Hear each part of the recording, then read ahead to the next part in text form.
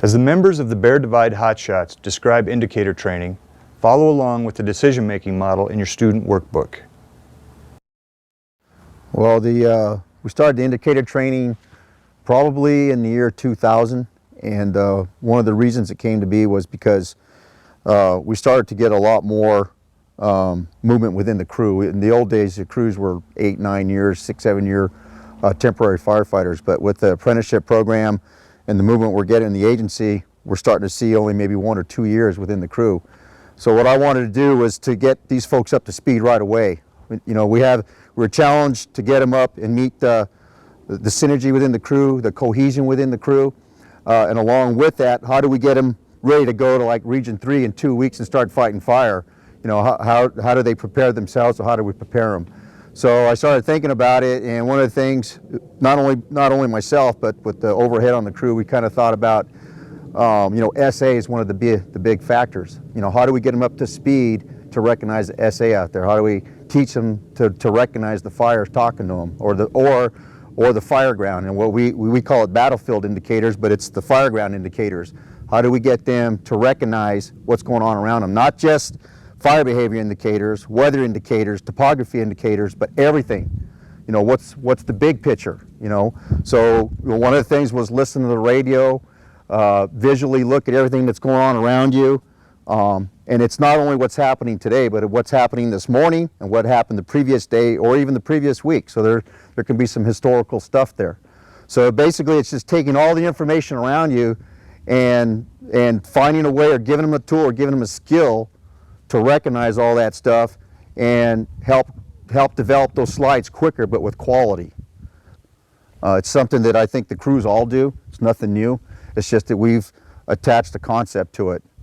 We put a name to it so that they key on it a lot quicker. So what we do is we include it in the 80-hour training, and then we use it every day in our 80-hour training. We go back and relate to it, whether we're doing like entrapment avoidance stuff, or safety and mitigation stuff, sand table exercises, or any video exercises. We say, well, what were the indicators in there? You know, not only the fire behavior indicators, but all the indicators to lead you to believe what the outcome might be, or to plan for the outcome. What I think it is, it's like enhanced situation awareness, and we wanted to enhance that situation awareness to make quicker decisions, to help with the decision-making process. Basically putting everybody on the wide side of the time wedge that you have. We don't want them here on the narrow side of the time wedge. We want to keep everybody here on the wide side of the time wedge. And we don't believe that it's all luck. We think that, you know, chance favors the prepared firefighter. So if you're always prepared with good SA, then you're always going to be, or most of the time, be on the wide side of the time wedge. And that's our goal, to always be there. So, you know, if an opportunity arises, we can either go in and get something because we've made ourselves more aware, or we can get out a lot quicker because we made ourselves more aware. So it's not just luck. You know, we put chance on our side, on our favor. We'll look up, look down, look around. We use all those indicators, but we also go outside of that and use other indicators. Like we use indicators from an operational standpoint, tactical standpoint, or logistical standpoint. So let's say we're listening to the radio, we're listening to all the different frequencies out there. Maybe something's going on in another division. Let's say it's 10 o'clock in the morning and we hear that they're getting spots. Well, that should indicate to us that something's going to change in our division. There's a potential we're going to get spots. So we start preparing a lot sooner than later. Or let's say that we're trying to meet an objective for that operational period, you know, based on the IAP or something we came up with tactically. It might entail that we have to have air support or something for it, or some other resources for it. Well, we might hear something go on in another division if we're paying attention. You know, this is the whole Fireground we're paying attention to now. We might hear something in another division that tells us, well, we might not meet this objective now. Well, or it might be a safety thing. It might be a safety alert thing or indicator thing where we might have to back out or something, or slow down, or reevaluate. So it helps us to constantly reevaluate what's going on, helps us with our trigger points, and it helps us to anticipate a lot sooner than later. You know, every 50 feet or 100 feet of fire on the ground is a whole new environment that you're moving through. You know, if you're going through this 100 feet, it could be in flat ground and drainage. Next 100 feet can be on a slope. that's a whole new environment once you go to that slope. So there's a lot of slide building you can do on every 100 feet of line that you're going through, that you're working in. Fire behavior wise, weather wise, topography wise, and as far as tactics and strategy. You know, how is everything around me going to affect what I'm doing here right now? Well, when we go through the AR process, we go through the outline AR process, but at some point in time there, when we talk about why did it happen, then we also talk about, well, what led up to this happening? What were the things out there, what were the indicators out there on the fireground that told you this was going to happen? And then once we figured out what those were, we try to remember them and we key in on them, we focus in on them to help develop those quality slides. So the next time that situation comes up, they see it sooner, so it keeps us on this side of the time wedge, I mean on the decision-making time wedge, instead of over here. So you're not being reactionary, you're being more proactive.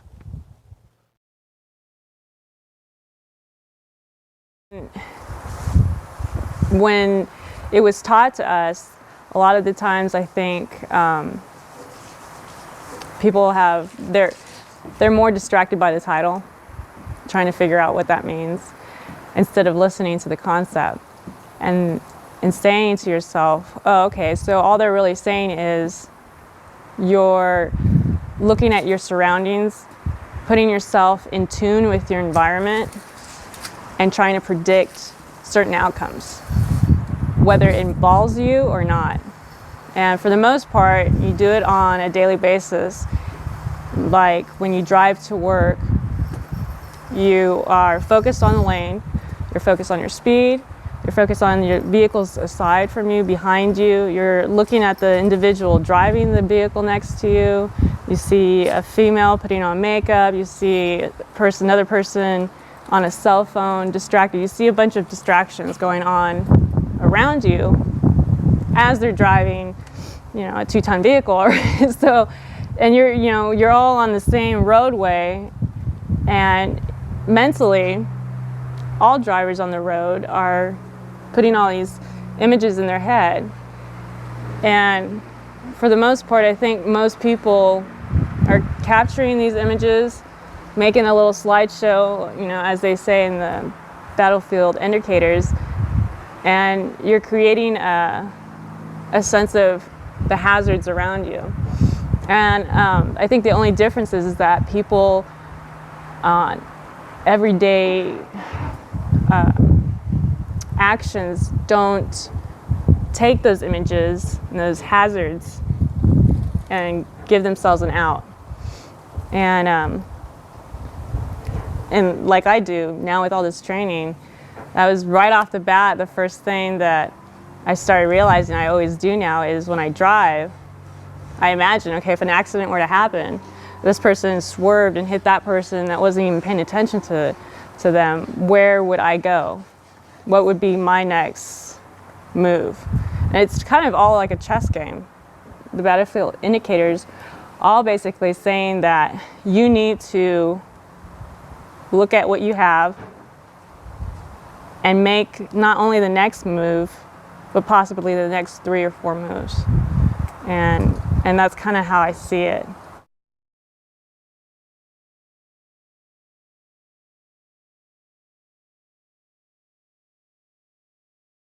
So I think where we lack experience, we have to make up in training, and it's just one more process that helps get people, you know, to that point faster, I think. They're a step ahead of the game all the time when they're hearing things. They're kind of making contingency plans for themselves, just for planning purposes. You know, the overhead on the crew can be out scouting and coming up with plans, and they can hear options going back and forth. They hear us talking. You know, we're out scouting something, they hear us talking about, you know, having a window of opportunity to burn something or do something like that. First thing they're going to be doing, that's an indicator to them. They need to be looking at their burn equipment. They're going to be checking all their stuff. It kind of keeps them, you know, that heightened level of preparedness where, all right, they're talking burning here, you know, or we're talking about a whole lot of direct handline and stuff. You know, they're going to start, back of their mind, that's an indicator, you know, the saw equipment, we're going to have to bring an extra Domar out. We need to build a 4th saw team, that kind of thing.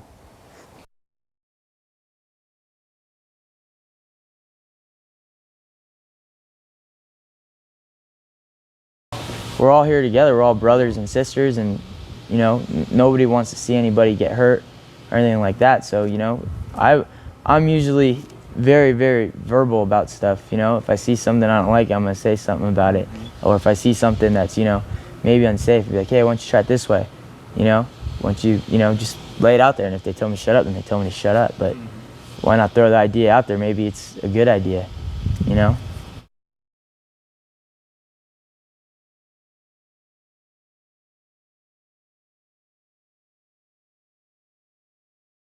Well, the Fireline indicators are very important because, you know, situation awareness is, to me, it's number one, to try to anticipate and prepare yourself for worst case scenario, or prepare yourself for what's going to happen.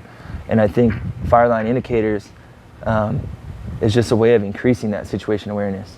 And, you know, chance favors the prepared firefighter or the prepared mind. So if you're always on that wide end of the time wedge, you're always going to be in your safe zone. So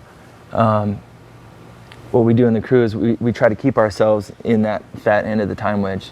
Always have a plan going, take all the situation awareness and indicators into consideration and formulating a plan, having a backup plan, you know, A, B, and C. And if it happens that maybe due to time or fire behavior that we're not able to carry out that plan, and as the time wedge gets shorter, we can maybe fall into something else and kind of stay on that side of the time wedge.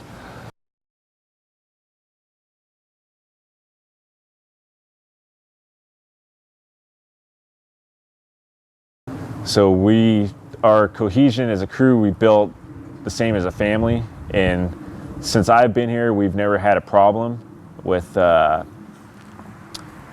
decisions. They'll come to us and say, this is why we're choosing this decision, and say this is the way it's going to be, and that's it. We have a mind to speak, and if our decision isn't logical to them, they'll give us a logic, and then we'll try to give a logic, and then usually try to come together on a mutual basis. And we still have the chain of command, you know, the supervisors, but it works out real good.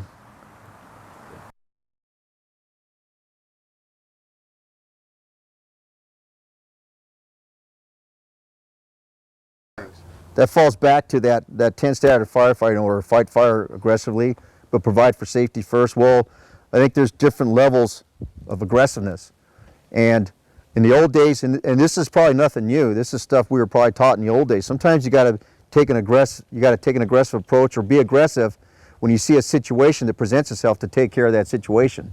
And that puts us on this side of the time wedge. And that's what I was meaning earlier by chance favors the prepared firefighter. It's not only to back out of something, but maybe to go get something too, provided it's safe enough to do so. And there's times that I've seen other folks, or I've seen maybe like teams or resources, not go get something when they had the chance to get it because it was safe at the time, and they waited too long, and then it became into a situation where it wasn't safe, and then they were reacting to it, and then they were trying to get it. So it put them on the wrong side of the time wedge. Instead of going and getting it when they should have, they waited too long, and then it became more reactionary. So that wasn't fighting fire aggressively. You know, in my mind, they should have fought fire aggressively when they had the chance, or when the opportunity presented itself.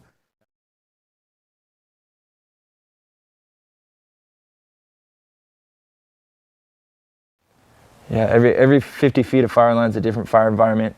You know, you have topography changes, you have field type changes, aspect. So whenever we're on the fire line and we're cutting line and we're sticking with a certain tactic, we're always constantly in our heads reevaluating the tactics we're doing. Are they matching up with the fire behavior? Are they working? When we get into this type of area, like if we notice, yeah, it's into the brush and it's going up slope and it's starting to get in with the mixed timber and starting to do a field type change, you know, are we going to have to adjust our tactics a little bit, you know? Are we getting a little bit more rollout now to where we might have to back off, rethink things a little bit, slow it down, and adjust our tactics to what's going on? So You might get lucky, but who wants to get lucky? You know, you don't want to get lucky. You want to be safe. I think that's most important thing, is being safe. Because I don't care. I love this job. I love fighting fire, but if it's unsafe, I ain't going to do it. If there's ever a day that I feel that, you know what, this is unsafe, yeah, of course there's that margin of danger, but if that increases to a point where I feel like this is stupid, I ain't going to do it anymore. And that's, battlefield indicators makes it so that you're not going to do anything stupid, pretty much. So my goal was, or our intent was, to get these folks up to speed so when we leave here, we're ready to fight fire, like now as a hotshot crew, to be ready as a Type 1 hotshot crew. That was our intent. So this helps get everyone on the same page sooner. And this helps us as we're going out, and let's say we're starting to get to IA fires in Region 3 or go to fires in Region 3, they start using this concept and it brings everybody closer, or it brings us sooner to a cohesive crew, synergy-wise. They're all on the same page, because now they're all thinking about, they're all working and they're utilizing and thinking about this concept. So when I go through the briefings, or we go through talk about the IAP, they're already in their mind thinking for themselves. What do I need to do to prepare for this day? Or what do I need to do to prepare myself for this day? Stuff like that. So it goes down to the lowest common denominator. That's the first-year firefighter. Were you able to tie the processes of the decision-making model into the discussions on indicator training? As Mike said, most people are already doing this. However, Bear Divide has managed to integrate this into the culture of their crew at all levels.